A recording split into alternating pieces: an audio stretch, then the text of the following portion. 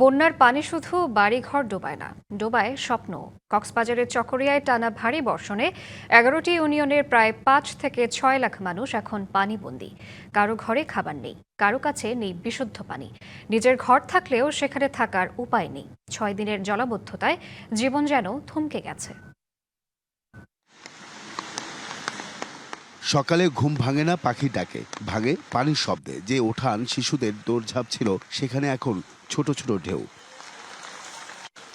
যে ঘরে সন্ধ্যায় জ্বলতো আলো, সেখানে আজ হাঁটু সমান পানি। চকরিয়া হাজারো পরিবারের কাছে 6 দিন মানে একটি দীর্ঘ অনিশ্চিত অপেক্ষা। ঘরগুলো দাঁড়িয়ে আছে, কিন্তু ঘরে নেই নিত্যদিনের স্বাভাবিক জীবন। বিছানা, আসবাব, চাল ডাল, কাপড় সবকিছুই পানিতে নষ্ট।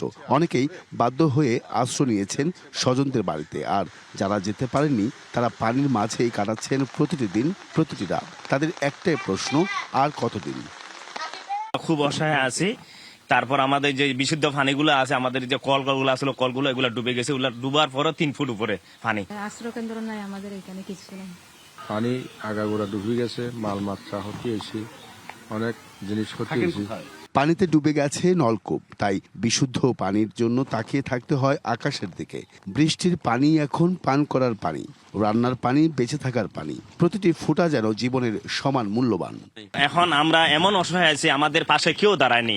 মনে করেন বিএনপি হোক, জামাত হোক, কোনো দলে আমাদের পাশে দাঁড়ায়নি। কষ্ট করে থাকছি, এইরকমই কাঠের উপর থাকছি।